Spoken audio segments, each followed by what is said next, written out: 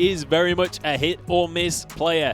We'll find out if he's going to hit in this game up against Angel on the Syndra. I'm excited for this one. A lot of mid-game power on both sides of the board as we head into game number 1 between Suning and Team WE.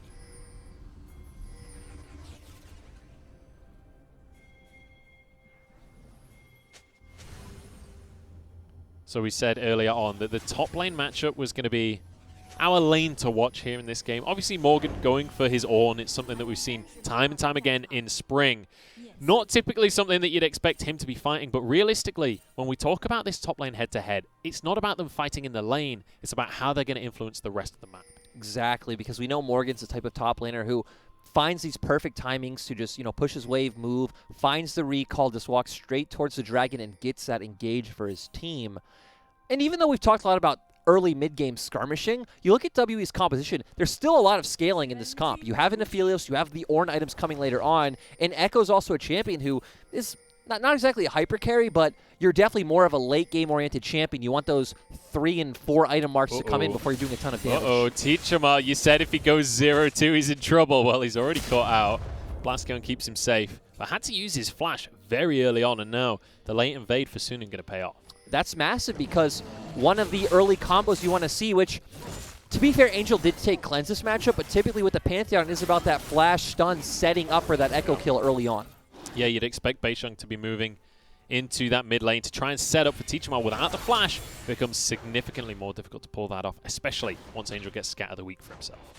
We do see that Beisheng is taking Dark Harvest. For anyone who doesn't know, this is Beisheng's go-to rune. We never do see the Conqueror or the Electrocute coming out from him. He does go for more of the scaling option. Yeah, likes to try and snowball off of the early ganks, which makes a whole lot of sense, right? Considering the way that WE plays. Missing. Caught out a little bit here. Sword Art definitely getting the better of that trade. They're just going to be looking for level 2, and I'm curious if we have any kind of all-in action at level 2, because I wouldn't put it past either of these bot lanes. Yeah, and again, the option is there. Of course, Thresh going to have a better time early on in this lane. He is a ranged champion. Compared to Leona, does have the Flay if she does want to go in. Interestingly there, Missing had missed a couple of the minions, so Jomung hit level 2 earlier than Missing did, and it meant that level 2 all-in was certainly not available for them. Beisheng going to spot this ward out, though. Clear things away. Talk to me a little bit about this jungle matchup here, because obviously Echo, not something that you see super often, whereas Jarvan, completely standard, but 2 very different styles of jungle. Yeah, Jarvan's all about getting off those early ganks. The level 2 gank, especially famous. Echo, typically you really want to get past that first clear. He's been found out during the jungle, and he's not just going to get off that first clear. Already down to half HP here. SOFM not going to chase for it. He realizes that Jomung and Missing were on the way. But SOFM keeping his jungle alive. This is going to lead to a 3-buff. Exactly, and Echo, like a lot of AP junglers, is really reliant on their AP jungle item before they can actually start clearing the camps very healthy. I don't know what Beisheng expected here. He knew SOFM was there. He knew he can't fight him. I'm not sure why he immediately started that skull. You know, he was just hoping that SOFM would just go straight towards his Gromper Wolves after that blue, but SOFM has no reason to do that, does go and take the crab, and Beisheng is falling so far behind. Yeah, already a rough start for Beisheng. But we've seen this before from Beisheng's Echo, where he falls behind a little bit. He often will find a way into the game. Bear in mind, Beisheng, one of the reasons he was such a hyped jungler in spring was this Echo pick and his ability to find opportunities. Morgan having a really hard time in this top lane has been really layering on the pressure, as you'd expect on the Renekton. I mean, still really great from Bin. We saw this matchup yesterday with RNG against OMG, where we did not see this level of dominance coming out against the Ornn. So good skill coming out from Bin. And we actually saw in the mid lane, Angel was aggressively using his mana pool to keep the push in mid lane to make sure that SOFM can kind of do whatever he wanted. SOFM is completely dominating the jungle matchup right now. Beisheng is desperate for anything. He's been 3-buffed already. Well, not that the red buff's been picked up yet, but it will be. And SOFM also getting both of the Scuttle Crabs. Echo's a champion who needs his jungle item before he starts becoming relevant, and SOFM is making sure he's not getting there. He's absolutely not. Here we go. Gravitum coming on through. Huanfeng could be rooted up here, but they're just going to go for Sword Art. Flash comes out after the Ignite. There's a nice hook. Eclipse is on cooldown. No damage, though. There was no mana available. SOFM pushed away as Teachama's run down. Nice dodge there. Let's also remember with this jungle matchup that Suning also do have a ranged mid laner who can easily keep this Pantheon under turret. He also doesn't have flash, so he can't play aggressively, and Angel does still have cleanse up, so just gives SOFM a very easy time. Then what we saw in the bot lane is really great because even though Jomung has looked very good in spring, a very promising young player, missing, of course, we already know is great, it's not a bot lane that we would see consistently dominate in the 2v2, so being able to force out some summoners is great. Yeah, being able to trade like just an Ignite for both of the support summoners on the side of Suning, you're going to take that trade every single time, especially when your Pantheon is about to hit level 6 and your team is entirely designed around diving that bot lane. Yeah, and Teacherma actually going to be able to push the wave now, so it does hit 6, and actually going to go for the recall because his bot lane still isn't back in lane. Maybe they could have tried to set up a window if they were already there, but still, this is now the time where we expect to finally start seeing some action. Yeah, this is the point in the game where WE start to kick things off usually. The first dragon is available, and quite often what we will see... Oh, the trade's now starting to go the way of Morgan has been. Really didn't manage to get much off there.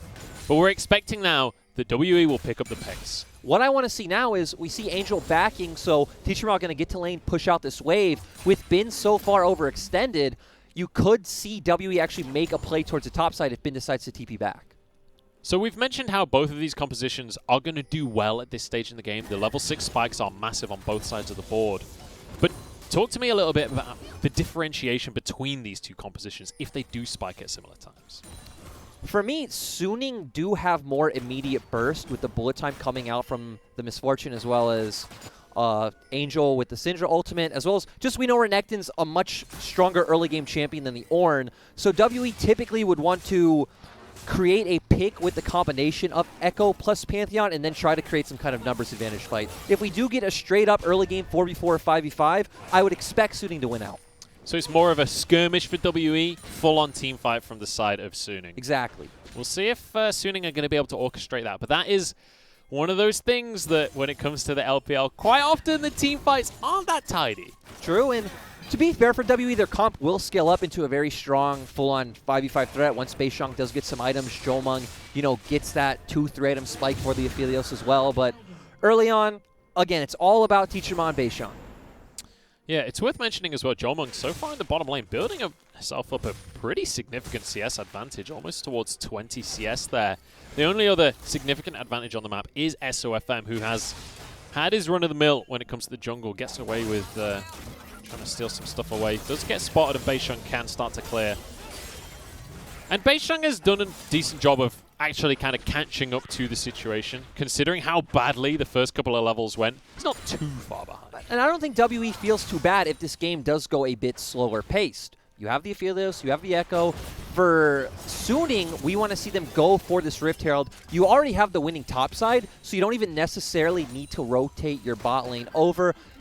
You could try to find a window to bring Sword Art over, but that's pretty dangerous when you are up against a Leona with an immobile AD carry. So just abuse Bin's pressure, which he clearly has a lot of. Speaking of which, he just got 2 turret plates by himself with no outside influence. So Bin is feeling pretty good on this Renekton so far. Like you said, Bin's been looking better and better. He's had more time to integrate into this roster. It is an expected winning matchup, and Morgan's not going for the lane build like we saw out of New yesterday, where you do go for the Bramble Vest, so is being more team-oriented, and he's not that far behind in CS. I mean, that's exactly what you expect out of Morgan. Like, I don't think I've ever seen him go for the lane-orientated build. He's almost always going for these teamfight styles when it comes to his items and when it comes to the way that he plays the game. But when you're on Ornn especially, there's not that much to gain in this game because you know your jungler isn't coming anywhere near you. Right now, I really just want to see SOFM head straight towards that top lane. Just go through top lane with the top lane pressure, go straight to Herald. And if you're WE, this is where you start trying to burn maybe that cleanse from Angel and then try to turn there yourselves. But actually, Beishang's going to be the one to start Herald. Yeah, he's just going to start this one off. But I think as well, reading the back timings right here, because they saw that Angel has left the base. They saw SOFM. Oh, I don't know if they saw SOFM recall, but maybe had the timings down. Because there's nobody here to answer from Suning. No, and Suning aren't even going to be able to answer that much in the bottom side. Jomung not even really losing out on any waves.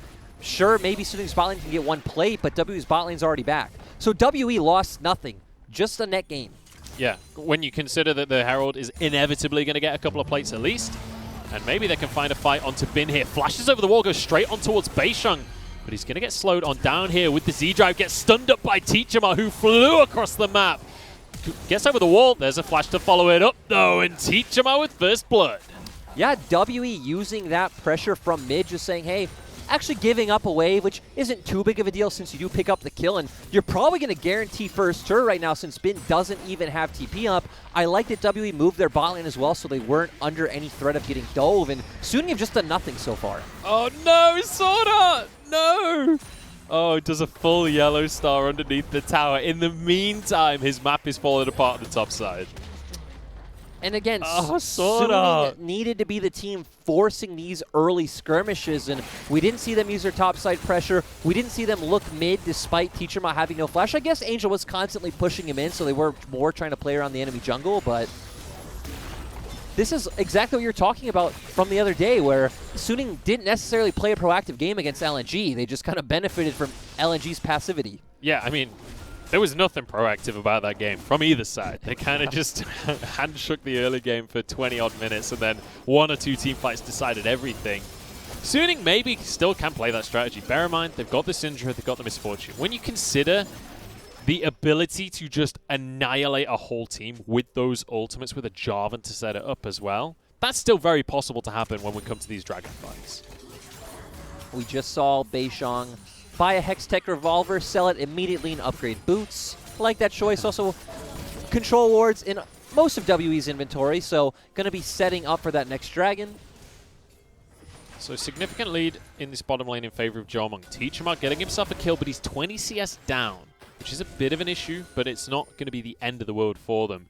And I think that is, when you look at the CS numbers, this is classic WE, right? Sacrificing your solo lanes in order to set up your AD camp. And especially in this composition, you feel fine doing this. Even if Teachama becomes a bit of an afterthought in terms of damage, if you can be that diving buddy in there with Beisheng, provide some CC with his lockdown, give Jomung room to play, that's all you need to do. Honestly, half of the strength of picking Pantheon is to run distraction, right? You're so hard to kill during the fights. You deal a lot of damage if you're ignored, so they can't just ignore you. They can't kill you with the Aegis. You provide some decent peel for your AD carry as well, and again, they're playing this comp so well. Just Beisheng. Thought Bin was going to check into that one then. He's going to be able to just steal away the Krugs. And Bin is actually feeling the pressure here. I wasn't expecting Beisheng to be playing around topside like this. And I would expect Beisheng to just kind of shadow, make sure Teachama can get the pressure, and then you move down together. Teachama can always threaten with that ultimate. It does seem like they overcommitted a bit too much because they probably should have been able to take this dragon. Angel's going to be in trouble here, though. They've got the parallel convergence. Doesn't quite get the stun.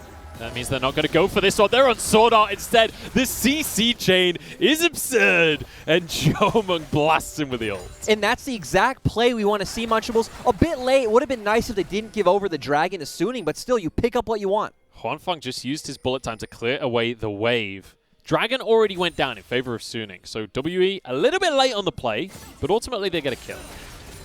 Suning do have the win condition, though, right, of trying to get that very early soul. It is going to be an Infernal Soul, so despite the fact that they do get a bit outscaled by W's composition, you have an Infernal Soul with champions like Misfortune and Syndra. You would just have so much burst. Absolutely. I think one of the exciting things this game, I was going to say it before that fight, is it was either an Infernal Soul or an Ocean Soul. Both of them are a big deal. So it means that when it comes towards these next dragons spawning, we are going to see these teams contesting, especially if Suning gets to Soul Point. For Suning, though, even with Infernal Soul, or if we look at something like in late game Ornn, a late game Echo, a late game Leona, it's still going to be really hard to burst. Yeah. I mean, ultimately, the Pantheon in the mid lane, the Echo in the jungle, they're really hard to kill. Both of them have invincibility buttons, basically. So even with an Ocean Soul, that can become difficult. It's going to be really important on the target selection from Angel during these fights. Ooh, and these are the plays that we know Morgan for, constantly hovering around the mid lane, just waiting for that time to find the perfect call of the Forge God. You have to commend Angel this game, honestly. His positioning has been excellent, and his respect for the way that WE plays has been great. Every single time they've tried to move towards the mid lane, Angel's completely safe, staying under his tower, clearing away the waves. Angel's been doing his job. The problem with Suning is we haven't really seen again, really anything. I haven't seen any action when they do have the Renekton that's going to fall off quite hard. Jarvan in the late game, you're pretty much just a CC bot. You're going to become an afterthought. Beishang and Bin currently just arguing over the Krugs, agreeing you get that half and I'll get this half. But it was Beishang that got the big Krug, and that's what counts. And importantly, Beishang's ahead on CS now over SOFM. After how awful the start was, it's kind of impressive. Yeah, again, to be fair, once you start picking up these items as Echo, you're such a strong dueling champion, and soon we're going to have that next Rift Herald come up, and you would just expect that WE can probably just take it for free, but we want to see Suning start challenging. Oh, they're on to... Oh, no, he failed the flash and... He failed the flag and drag. Beishang gets the kill. Had to flash and still goes down. Well, now they're going to get this next Rift Herald 100% for free. Yeah. And now Suning going to have no targets they can attack on the map. This is where things start to become difficult for Suning, because now we're getting to the point where the Ludens and the boots are through there for Syndra. You got the Essence Reaver on Misfortune. We need to start to see those items have an impact, because later on in the game, it takes a while before you can really, really have an impact unless they play into. And the problem, too, is since we do have a Syndra against the Pantheon. Oh, Morgan could be in trouble here. Flashes the death sentence. We'll be okay. And that just means that bot lane tower will go the way of Suning. That's the second tower of the game. Yep, so Suning finally going to pick one up, but still WE feel great with this and just constantly attacking this top side. And Beishang might have bitten off more than he can chew on this one. Actually going to immediately Chrono Break on the spot and somehow isn't punished. Interesting. I guess Suning just feel unsafe trying to target him out because you look at Suning's vision, it's actually all around the bottom half of the map. Fair enough. And like you said, just fails his flag and drag. Okay, you flash over, but everyone from WE's there. They have abilities to get over walls. They're not worried about chasing that one. That is just, I don't know. I think what he's done is he's done the whole thing where you drop it and you queue too quickly and it's not quite, just doesn't feel good. So unfortunate there for SOFM, but across the map, even though WE are building a lead for themselves, it's not too bad right now for Suning. Suning still very much have win conditions available. The problem is I feel WE still dictate the options that are going to happen. Like right now, you just send Pantheon top, you have Beishang hover, let Pantheon push out one wave, you both move mid, you can drop Herald, take mid turret, and try to guarantee that dragon. To where Suning just have to wait. They have to answer that play. Is there anything they can do proactively to try and preempt that, try and stop that from happening? Like, how do you set up to deny that play? Realistically, all they could have done is just have Bin give up a wave early, move mid or bot first, and try to create a pick before that happens. 10 seconds until the Drake, and SOFM forced away here. Herald goes down mid, and this will be the tower for the side of WE. You can see the tower's already down to half. The minions will finish it off. Now over towards this dragon that has just spawned. SOFM is healthy, though. Textbook League of Legends, Munchables. Pans out exactly. You're the prophet. You're a prophet, Lyric. Here we go. Teleport, though, from Bin. He's moving down towards the bottom side of the map. I think he's going to be too late, though. SOFM trying to get in. They're going to engage straight onto him and take him down. Kill over to Leona. Dragon goes the way of WE, and Huanfeng just desperately trying to do anything. Sword Art now the target. Bin has finally arrived, but it's too late. He's in, but it's... I mean, there's nothing you can do about this one. Angel's going to fall, and Bin just has to pick up the pieces. Gets one onto missing, but now they're going to chase him down. One more auto, and Jomung is massive. Yeah, and this game's actually going by quite fast because you can't just do nothing in the face of WE. WE are going to keep pushing the pace, they're going to take the objectives, and they're going to create the fights. This is why I love watching WE, because as soon as they have the opportunity, they will force the issue and they will punish you if you misstep. And again, the worst part is for Suning is that this is textbook WE.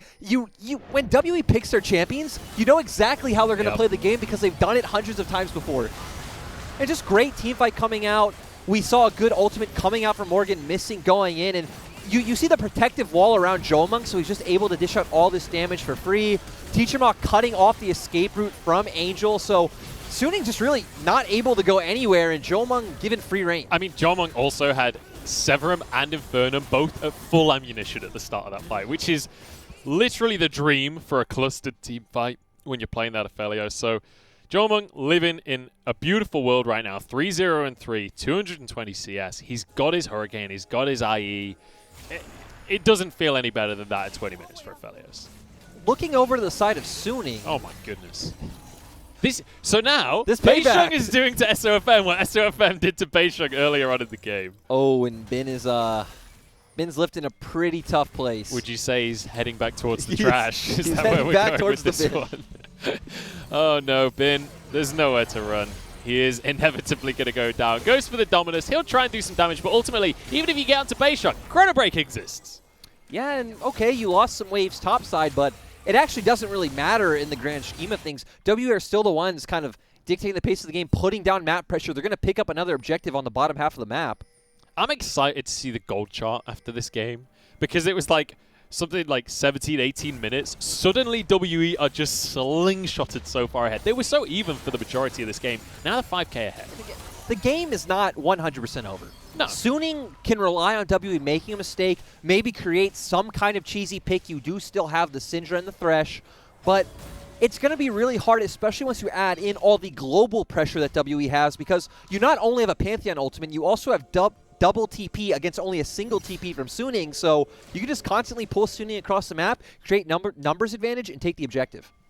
And I do feel like as well, if you can get them clustered, if you can get a big old jar of an ultimate with a bullet time, with Syndra, Scatter the Weak across them all as well, Renekton jumping in, that's a scary combination. This is also a scary combination though, and this is not the clustered fight I was talking about. Another pick onto Sword Art, and another advantage for WE. WE just finding picks pretty much every minute while Suning doing nothing. And we're not saying it's impossible for Suning. We're just saying they need to pray to the universe or something that WE just kind of gives up. They need a greater power to intervene at this point. But so far, the greater power has been the Starfall from Teachermar. He sees you out of position. He doesn't care where his team is. He's going to go in. Another one comes down. SOFM actually gets away, but the Ignite is there.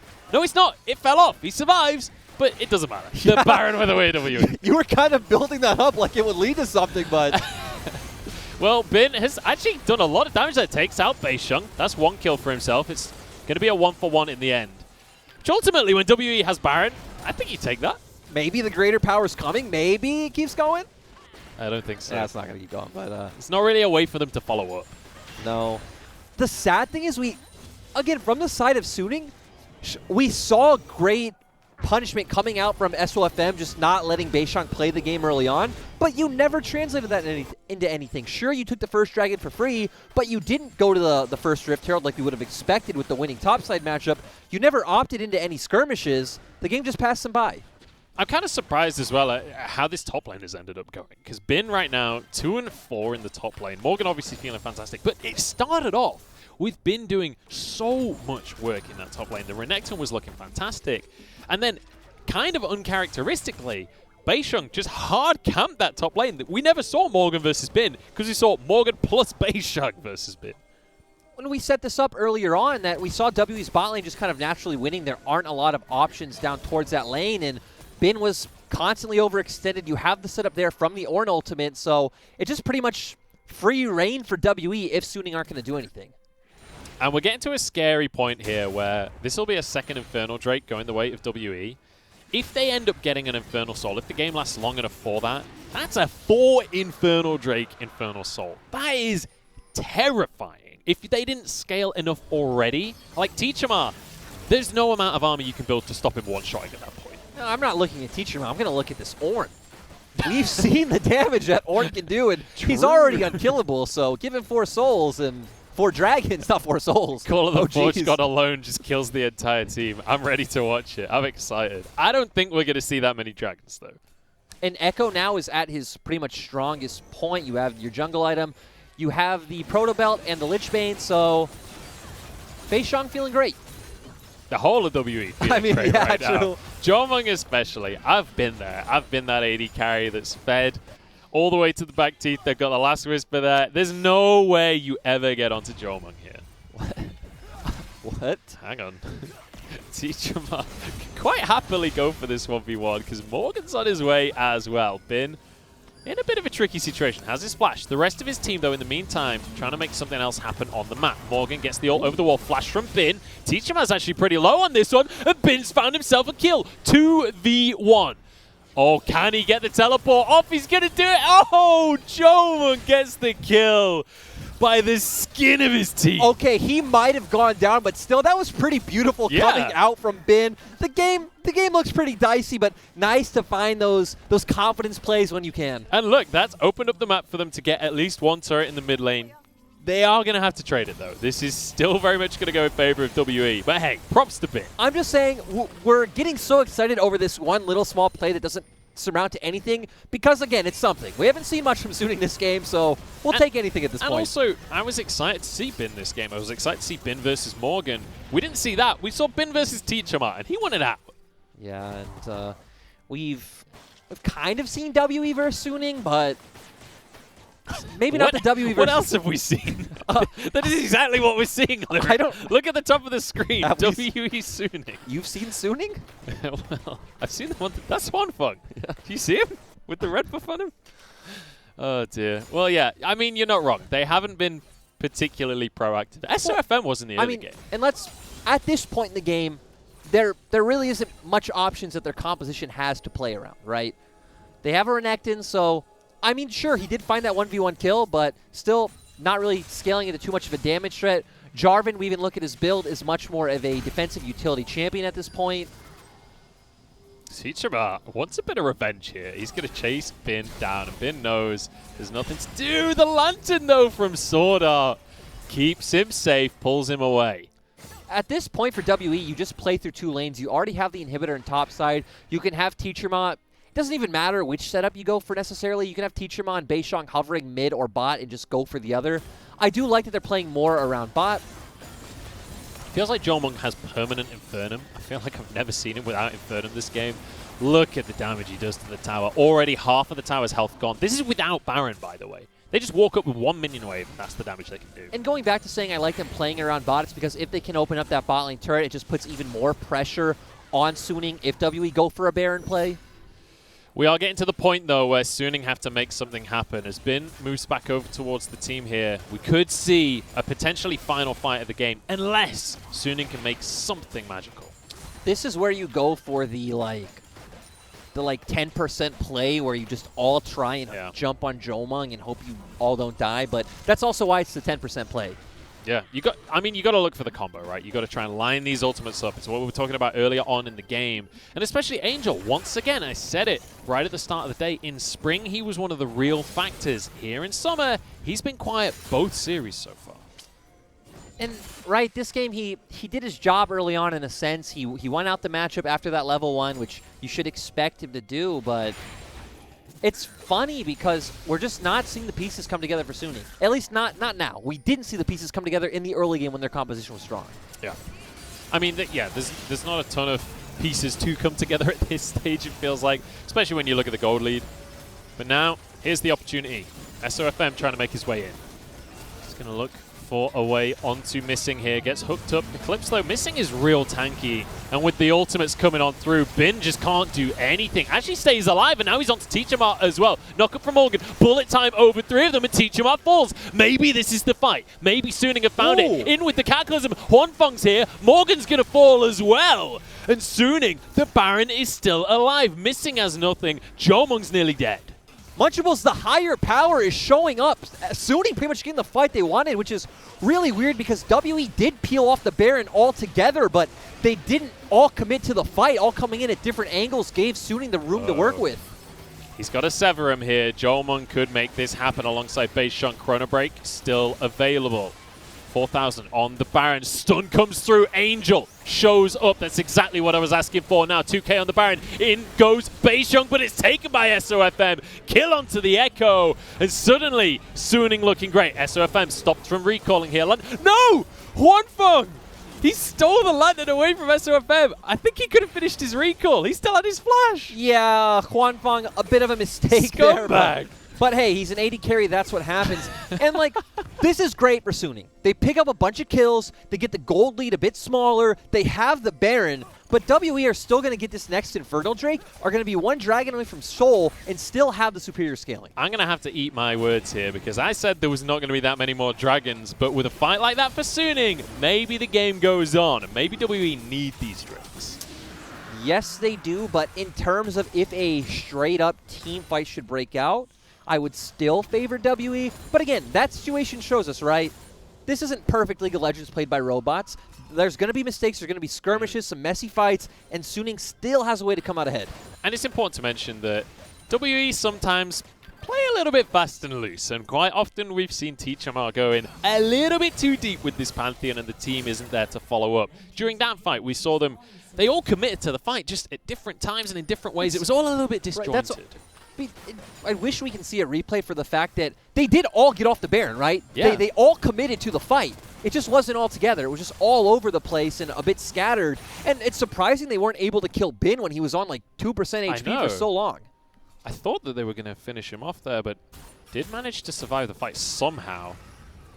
And, you know, Bin really was the factor there, because with the Dominus available with him, now he's finished Death's Dance as well. He's going to get even tankier. He's going to be even more difficult to deal with. He's getting ready to teleport. Yep, he's looking for a TP. They had a chance. Oh, no, what a pick. Hwanfeng goes down. And the TP's not going to save you now in onto Sword Art. Nice play from him, but the box cannot get you out of this one. Double kill for Jomung.